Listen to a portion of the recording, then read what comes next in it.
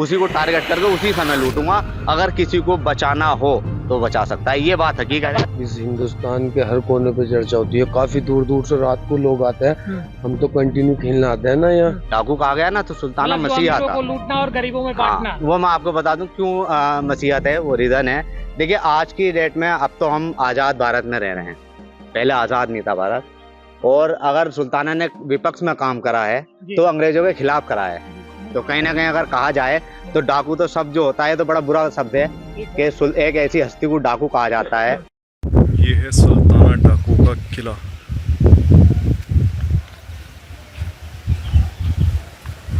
ये अब हम किले के अंदर जा रहे हैं।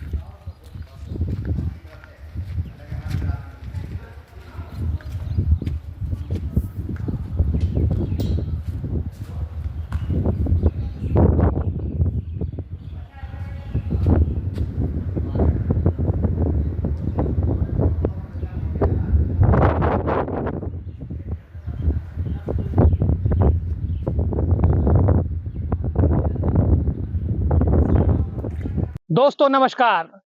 एक ऐसा डाकू जो लोगों को लूटने से पहले सूचना देता था, एक ऐसा डाकू जो लोगों के यहाँ वारदात करने से पहले उनको बताता था कि अब हम आपको लूटने आ रहे हैं, और एक ऐसा डाकू जो अमीरों को लूटता था, गरीबों को नहीं लूटता था। जी हाँ, हम बात कर रहे हैं उस चर्चित डाकू की जिसका नाम है डाकू सुल्ताना, और जो उत्तर प्रदेश के मुरादाबाद जिले का रहने वाला था, और वहीं से वो पला बढ़ा और उसके बाद वो नजीबाबाद, जो एक बिजनौर में जिला पड़ता है, यहाँ पर आकर के वो तमाम अपनी वारदातों को अंजाम देता था। आप मेरे पीछे ये जो इतना बड़ा किला देख रहे हैं, इस किले को इस सुल्ताना डाकू ने कब्जा कर लिया था, और इसके चर्चे इतिहास में आज भी बहुत मशहूर हैं। अब आपको मैं इस किले के बाहर की तस्वीर दिखा रहा हूं। अब मैं जब अंदर चलूंगा तो मैं बताऊंगा कि उस चर्चित डाकू का इतिहास क्या रहा है, जो अमीरों को लूटता था और गरीबों में पैसों को बांटता था। आइए मेरे साथ। अगर अमीरों का माल लूटना हो और गरीबों में बांटना हो तो 14वीं सदी के कैरेक्टर रॉबिन हुड का नाम आपको जरूर याद आता होगा। ठीक इसी तरीके का एक कैरेक्टर भारत के इतिहास में भी पाया गया, जिसका नाम था सुल्ताना डाकू। जी हाँ, हम इस वक्त उसी जगह पर मौजूद हैं जो सुल्ताना डाकू का अड्डा हुआ करता था। हालांकि आज से 1924 लगभग 1924 में उसको फांसी की सजा दे दी गई, और उसको गिरफ्तार करने वाला जो पुलिस अधिकारी था वो अंग्रेज था। लेकिन जो उसके चर्चे, वो किस्से यहाँ पर मौजूद हैं जिसे आप पढ़ते थे, आज हम उसी जगह पर मौजूद हैं। हम जिस किले पर मौजूद हैं ये कभी उसका गढ़ हुआ करता था, और यहीं से वो तमाम वारदातों को अंजाम दिया करता था, जिसका नाम था डाकू सुल्ताना। अब हम इस किले के अंदर जब प्रवेश किया हमने, तो यहाँ पर कुछ लोग मौजूद हैं। हालांकि ये बात बहुत पुरानी हो चुकी है, आज से लगभग कई वर्षों, सैकड़ों साल पहले की बात है। लेकिन अगर इस किले की बात करें तो यहाँ के बादशाह जो सिराजुद्दौला हुआ करते थे, वो उनका किला था। ऐसा कहा जाता है कि इस किले को उसने कब्जा किया, और कब्जा करके उसे अपना अड्डा बनाया, और इस अड्डे पर वो तमाम अपने साथियों के साथ उस वारदात को अंजाम दिया करता था। लेकिन उसके साथ एक कहानी ये भी अपने आप में चर्चित थी कि वो अमीरों को लूटता था, अंग्रेजों को लूटता था, कभी भी वो गरीबों को परेशान नहीं करता था, और गरीबों में अमीरों के द्वारा लूटा हुआ जो माल है वो उनको वहां पर बांट देता था। और ऐसा ये भी कहा जाता है कि तमाम पुलिस अधिकारी, उस वक्त के ब्रिटिश जो पुलिस अधिकारी थे, उसको ढूंढ नहीं सके, उसको पकड़ नहीं सके, क्योंकि उसके साथ कुछ ऐसी घटना हुई, उस गलतियां हुई, उसे पकड़ करके सन 1924 में फांसी के तख्ते पर, फांसी के फंदे पर लटका दिया गया। बहरहाल ये बात तो पुरानी हो चुकी है। लेकिन आप मेरे पीछे ये जगह देख रहे हैं, ये प्रांगण देख रहे हैं, इतना बड़ा यहाँ पर प्रांगण है, और कभी यहाँ पर महल भी हुआ करता था, जो इसे आज जमींदोज कर दिया गया है। यहाँ पर कुछ लोगों के द्वारा और इसको मिटाने का प्रयास किया गया, लेकिन ये सिराजुद्दौला की जगह थी जहां पर वो रहते थे। और यहाँ से सिराजुद्दौला के बारे में आपको एक बात मैं ये भी बता दूं कि वो नजीबाबाद, उन्होंने ऐसा कहा जाता है कि नजीबाबाद को उन्होंने बसाया था और यहाँ पर हिंदुओं को भी सिराजुद्दौला ने बसाया था। इस जगह पर जब उस समय की बात थी तो ये उनके बारे में तमाम चर्चाएं हैं, लेकिन हम बात कर रहे हैं उस महान डाकू की जिसके चर्चे और किस्से आप सुनने वाले हैं। तो हमारे साथ यहाँ पर कुछ यहाँ के स्थानीय लोग हैं, हम उनसे बात करेंगे और उनसे जानने का प्रयास करेंगे कि फिलहाल जो डाकू सुल्ताना की बात थी, आखिर उसके चर्चे आज भी यहाँ पर मौजूद हैं या नहीं। जी, आपका क्या नाम है? और मैं आपसे जानना चाहता हूँ, जो डाकू सुल्ताना था उसके बारे में आप क्या जानते हैं? जी, हमने तो बचपने से यही सुनता है अपने बड़ों से कि सुल्ताना डाकू अमीरों को लूटता था, जी गरीबों की मदद करता था, यहाँ पे बहुत अच्छी तरीके से मतलब रहता था, यहाँ परेशान नहीं करता। जी अगर कुछ हो जाता था तो यहाँ पर लाके अपना मदद करता था जी गरीबों की। बस इतना ही बड़ों ने यही बताया है, वरना यहाँ पे आज तक हमने ऐसा बताते हैं कि यहाँ पर बहुत बड़ा जंगल हुआ करता था। जी इस जंगल में जीव हम आते हुए भी डरते थे यहाँ पर। हाँ। अब तो आते हैं डेली आते हैं, मगर पहले आते हुए भी डरते थे, इतना डरावना था ये। आज आबादी बढ़ गई, जनसंख्या बढ़ गई, सब चीजें खत्म हो गई, पहले तो ये ऐसा कुछ था नहीं यहाँ पर। पहले नहीं था, अब माशाल्लाह अब सब चीज बढ़िया है। क्या नाम है आपका? मेरा मोहम्मद मारूफ। अच्छा, और भी मैं कुछ लोगों से बात करूंगा जो यहाँ के स्थानीय लोग हैं। एक बुजुर्ग हमारे साथ यहाँ पर हैं, चाचा, हम उनसे बात करेंगे। जी आदाब, कैसे हैं आप? बढ़िया। ये जो जगह आप यहाँ पर बैठे हुए हैं, ये सिराजुद्दौला की ये जगह बताई जाती है, नवाब जी नजीबुद्दौला की, और इसको किसी समय पर यहाँ एक डाकू ने कब्जा कर लिया। क्या नाम था उसका? डाकू सुल्तान है। डाकू कब्जा का पन्ना ली थी उसने, इसमें पन्ना लेता था यहाँ पे। लगभग कितनी उम्र हो गई होगी चाचा? हमारी हो गई एक कम 70 की। अच्छा, आपके कभी वालिद साहब या उनके पिताजी की कभी उसके बारे में इसकी चर्चा कभी करते थे, आप सुनते थे? हमारे वालिद बहुत चर्चा करा करते थे उसके बारे में। जी, मैं आपसे भी जानना चाहूंगा, क्या नाम है आपका? वसीम अहमद।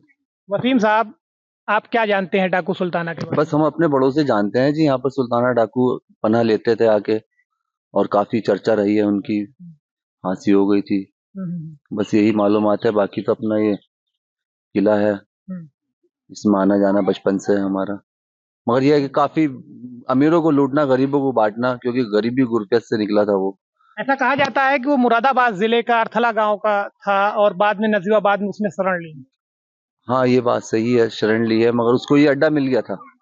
इससे बड़ा, इतना बड़ा किला, उसमें उसका अड्डा होना मामूली बात नहीं है, तो उसने अच्छा इसलिए इसको घेरा। उस समय के महान बादशाह जिनकी सरपरस्ती बहुत ज्यादा थी, उनको उन्होंने यहाँ पर कब्जा किया, उनकी जगह को यहाँ पर कब्जा किया है, वही उसके बाद से ये किला जो है अपना बहुत नामी गिरामी हो गया सुल्तान डाकू के नाम से। क्या पूरा नाम था उनका बादशाह का? नजीबुद्दौला साहब।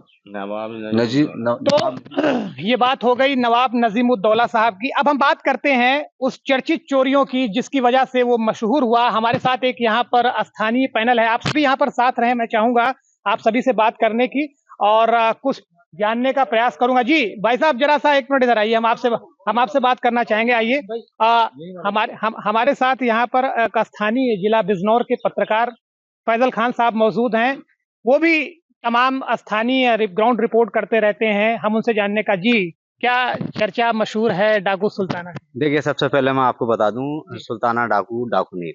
अच्छा, वो जो एक चर्चा हुई लोगों ने बनाई हुई है, ये बिल्कुल गलत है। इतिहासकारों ने तो लिखा उनका कि डाकू थे। हाँ, मैं इसी बात पर बताना चाहता हूँ क्योंकि मैं बिजनौर से रिपोर्टर हूँ और मैंने अपनी स्टोरी में दिखाया है कि सुल्ताना डाकू मसीहा थे। डाकू कहा गया ना, तो सुल्ताना मसीहा था, को लूटना और गरीबों में बांटना। वो मैं आपको बता दूं क्यों मसीहा थे, वो रीजन है। देखिए, आज की डेट में अब तो हम आजाद भारत में रह रहे हैं, पहले आजाद नहीं था भारत। और अगर सुल्ताना ने विपक्ष में काम करा है तो अंग्रेजों के खिलाफ करा है, तो कहीं ना कहीं अगर कहा जाए तो डाकू तो शब्द जो होता है तो बड़ा बुरा शब्द है कि एक ऐसी हस्ती को डाकू कहा जाता है। लेकिन बात कही जाए, अगर आप कवरेज कर रहे हैं इस किले की, तो नजीबुद्दौला साहब का किला था, इस पे कब्जा करा गया क्योंकि उन्होंने छोड़ दिया था इसको। अब कब्जा एक शब्द कहा गया कि उन्हें भगाया, ऐसा कुछ नहीं था, उन्होंने इसको छोड़ दिया था और इसको रहने के लिए अपना ठिया बनाया गया सुल्ताना जी ने अपना। और जितने भी अंग्रेज कार के जितनी भी पुलिस थी उन पर हमला हुआ करता था। अगर आप देख सकते हैं ये दीवार जो है इन पर ट्रक चल जाएगा। अच्छा। और इस टाइप का माहौल बना हुआ है। अगर आप तोप से भी कोई वार करोगे तो उसका पूरा एक डिजाइन बना रखा है कि अपना आप वार करेंगे और अपनी सुरक्षा हो सकती है। तो ये इस तरीके से डेवलपमेंट है और इसको इस तरीके से इस्तेमाल करा सुल्ताना ने और अपना आप में एक इतिहास बना दिया। क्योंकि सुल्ताना डाकू करके एक फिल्म भी बनी है और सुल्ताना डाकू करके बहुत सारी किताबें भी छपी हैं। लेकिन मेरा मानना यह है, जो मैं अपनी बात करूं तो सुल्ताना डाकू नहीं थे, सुल्ताना एक मसीहा थे। वो क्या करते थे, वो अमीरों को लूटते थे और गरीबों में तो बांटते थे। लूटना ये कोई किससे बिल्कुल मैं आपको बता दूं। देखिए उस कार्यकाल में क्या था, अब तो बहुत कुछ है। पहले ऐसा नहीं था, क्योंकि अमीर जो हुआ करते थे वो अमीर ही रहा करते थे और गरीब जो था वो गरीब ही रहा करता था। मतलब ये कहा जाता था कि अमीर के घर जो पैदा होगा वो राजा होगा और गरीब के घर जो पैदा होगा वो गरीब ही होगा। अब वाला सिस्टम नहीं है, क्या गरीब पढ़ेगा आईएएस बन जाएगा, डीएम बन जाएगा, अधिकारी बन जाएगा, वो पहले नहीं था। अब की अगर मैं आपकी सोच, देखिए मैं आपका लड़का हूँ, इतिहास की बात कर रहा हूँ, नए जमाने के युवा। हाँ नए जमाने का युवा हूँ और पत्रकार भी हूँ। तो मैं अपनी नजर से, मैं और किसी की नजर से नहीं, क्योंकि लोगों का अलग अलग चर्चा है कि सुल्ताना डाकू का किला है। मेरी नजर में तो सुल्ताना एक मसीहा था। चलिए वो आपका अपनी राय। अच्छा एक बात और कहते हैं कि वो बहुत छोटी छोटी चोरियां किया करते थे। सबसे पहले उनकी चोरी जो है अंडे चोरी को लेकर के हुई थी। देखिए और मेरी बात सुनिए, जो मैंने रिसर्च किया है, ठीक है पत्रकार साहब आप अपनी बात रखिए, आप यहाँ के स्थानीय हैं। और ऐसा कहा गया कि उस जमाने में जब उनको यहाँ पर किले फतेह करना था तो उन्होंने अपनी एक गैंग बनाई और उस गैंग को इतना संगठित कर दिया कि वो सब पर हावी हो गए। देखिए वो जो अंडे का एक मतलब कहानी है, हमें भी सुनी है, लेकिन अंडे की भी मैं आपको रीजन बता दूं वो क्या था। सुल्ताना डाकू अंडा चुरा के नहीं लाए थे, वो मांग रहे थे, उनके पैसे नहीं थे और वो अंडा जिस दुकान पे से लाए उसने कह दिया चोरी करके ले गए। माँ ने मना करा, ताकि वो जो दुकानदार था वो पीछे पीछे चले गया। माँ ने उन्हें मना करा कि अंडा नहीं चुराना चाहिए, गलत बात है। लेकिन कहानी में क्या दिखाया जाता है कि वो अंडा चुरा कर लाए, माँ ने मना नहीं करा था। और जब उन्हें फांसी चढ़ रही थी तो उन्होंने उनके कान पे काट लिया था। ये दोनों बातें अलग हैं। लेकिन मैं आपको बताऊं, मैंने इस स्टोरी पे अपने आप रिसर्च करा है, हत्या का कोई ऐसा कुछ नहीं था। लेकिन क्या है, कहानियां बन जाती हैं। आप अगर देखा जाए तो ये कहा जाता था कि बेटा रात को दिन में कहानी नहीं सुना करते वरना मामू रास्ता भूल जाएगा। माँ जू पाती थी तो कहती थी जुएं पकड़ के तो ये कुएं में ले जाती थी। ये बातें संभव नहीं है, लेकिन डराने के लिए कहा जाता था। इसी तरीके से सुल्ताना एक मसीहा को चोर बताया गया, डाकू बताया गया। मेरा मानना यह है, ना तो वो डाकू थे ना वो चोर थे, वो अच्छा काम करते थे। क्योंकि वो अंग्रेजी काल में लूटते थे ना, वे उन पूंजीपतियों को लूटते थे जिन्हें पता, उनके पास तो दौलत इतनी होती थी, वो लूटने के बाद भी पूंजीपति रहते थे। ऐसा नहीं है कि गरीब पर आ रहा है कहीं से कमाई करता हुआ, उसे लूटा, उस गरीब की बद्दुआ ले ली, ऐसा उन्होंने कोई काम नहीं करा। चलो खैर 1924 में उनको फांसी दे दी गई। आज तो आप 22वीं 21वीं सदी की बात कर रहे हैं। तो आप इतना कोई बात नहीं, तब तो आप पैदा भी नहीं रहे होंगे, कोई ऐसी बात नहीं। लेकिन अब अगली थे ना, वे उन पूंजीपतियों को लूटते थे जिन्हें पता, उनके पास तो दौलत इतनी होती थी, वो लूटने के बाद भी पूंजीपति रहते थे। ऐसा नहीं है कि गरीब पर आ रहा है कहीं से कमाई करता हुआ, उसे लूटा, उस गरीब की बद्दुआ ले ली, ऐसा उन्होंने कोई काम नहीं करा। चलो खैर 1924 में उनको फांसी दे दी गई। आज तो आप 22वीं 21वीं सदी की बात कर रहे हैं। तो आप इतना कोई बात नहीं, तब तो आप पैदा भी नहीं रहे होंगे, कोई ऐसी बात नहीं। लेकिन अब अगली बात करता हूँ। एक ऐसा डाकू जो वारदात करने से पहले जो लोगों को बता देता था कि हम आ रहे हैं, ये क्या सच है? देखिए ये बिल्कुल सच है। वो पहले सूचना दे देते थे कि मैं इस तारीख में इस व्यक्ति को वहां, मतलब वो लोकेशन भी बताते थे कि इस समय उसका ये माल निकलेगा और मैं उसी को टारगेट करके उसी समय लूटूंगा। अगर किसी को बचाना हो तो बचा सकता है। ये बात हकीकत है। बात करते हैं आपसे, मैं आपसे बात करूंगा। आप यहाँ के, क्या नाम होगा आपका? मेरा नाम है बिलाल नजर। बिलाल नजर। बस आप क्या जानते हैं डाकू सुल्ताना के बारे में? डाकू सुल्ताना बहुत अच्छे थे अपने आप में। बस स्थानीय लोगों में क्या चर्चा होती है आज इतने दिन के बाद भी उनकी चर्चा होती है?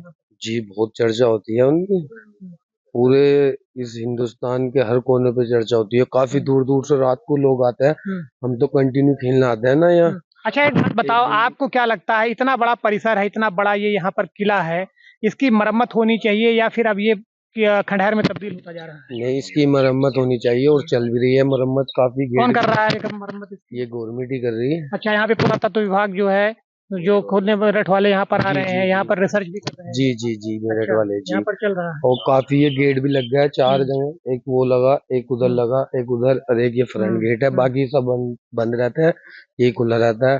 और यहाँ पर काफी सुरंग है जो यहाँ से चार मीनार पे निकल रही, थाने में भी निकल रही है जाके। आपको मालूम है कि ये वही जगह है जहाँ पर ये अपने साथियों के साथ रहते थे? जी जी।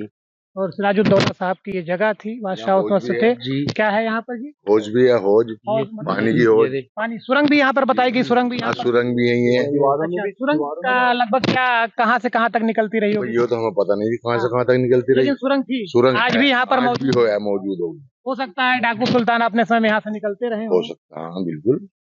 और जी। आप ऊपर जाओगे ना, यहाँ पर जैसे कि कोई हमला वगैरह करना है तो एक सुराग है, एक सुराग में तीन पिस्तौल का वो है। ऊपर जब जाओगे तो पहले अगर कोई आ रहा ना तो वहीं से शूट निशाना लग जाता था। जी। आप ऊपर जाकर देखोगे ना इसके, और ये काफी सुरंग है जो अगर मौजूदा देखे जाए, हम लोग ऊपर जा सकते हैं। ये उधर से अच्छा, ये दरवाजे तो बंद हो गए ये वाले, तो ये चल जाएगा दीवार पे। बहुत बड़ी दीवार है। और यहाँ हाँ, वो तभी फैसल भाई ने बताया कि दीवारें इतनी बड़ी थी कि ट्रक चढ़ जाएगी। ये हौज थी। यहाँ पर ये बताते थे कि यहाँ पर इनका माल है, लेकिन ये हौज खत्म हो चुकी है, मतलब सूख चुकी, काफी गहरी बताते थे। इसमें ये बताते थे कि इसमें सामान मतलब सोना वगैरह इसमें बहुत रहता था। ये सुनते हुआ था हम अपने दादा से, 96 साल की उम्र में उनका इंतकाल हुआ है, यही बताते थे आप। चलिए, तो जैसा कि मैंने सुना था, ठीक है, धन्यवाद आपका। जैसा कि मैंने सुना था, अब मैं अपने सहयोगी से कहूंगा कि आप ये विशाल परिसर दिखाइए जिसकी चार दीवारी यहाँ से बहुत दूर तक आपको दिखाई पड़ रही है, और इस चार दीवारियों की जो इसकी यहाँ पर इनका गेट हुआ करता था, इस पे आसपास कोई यहाँ पर आने को राजी नहीं था। और इन्होंने बताया कि मैं आपको बता दूं कि दीवार इतनी बड़ी है यहाँ पर कि आप अगर एक ट्रक लेकर के जाएंगे तो इसके ऊपर आराम से गुजर जाएगा और उसे वहां पर लोड किया जा सकता है, उतारा जा सकता है। और एक ऐसी जगह है जहां पर बंदूक की नाल को वहां से रख करके सामने वाले को निशाना भी बनाया जा सकता है। ये वहां पर जगह आज भी मौजूद है। बहरहाल, मैं जिस स्टोरी के लिए आया था लगभग इतनी दूर, और यहाँ पर आकर के मैंने आपको ये दिखाने का प्रयास किया कि सिराजुद्दौला के बाद की जगह को जो कब्जा करने के बाद यहाँ पर जो सुल्ताना था, जिसने यहाँ पर अपनी फौज के साथ अमीरों को लूटा करता था, गरीबों में अपना धन बांटा करता था, जिसके चर्चे, जिसके तमाम किस्से और जिसके ऊपर बहुत सारी फिल्में बनी, बॉलीवुड, हॉलीवुड, लॉलीवुड हो, हर जगह वहां पर फिल्में बनी। आखिरकार उस डाकू सुल्ताना की जगह पर हम आपको यहाँ से दिखा रहे हैं, जो उसके किस्से आज भी आप सुना करते हैं और लोगों के द्वारा बताया जाता था। फिलहाल मैं अपनी इस वीडियो को यहाँ से विराम दूंगा। जो ये नजीबाबाद स्थित ये जगह है, सुल्ताना की जगह, और तमाम बहुत ऐसी बातें हैं। फिलहाल अगली वीडियो में आपसे मुलाकात होगी। अगर आपको हमारी ये वीडियो पसंद आई हो तो आप हमारे इस वीडियो को लाइक करें व हमारे चैनल को सब्सक्राइब करें और आगे शेयर करें। तब तक के लिए नमस्कार। निगाह इंडिया न्यूज़ के लिए मैं नितिन द्विवेदी।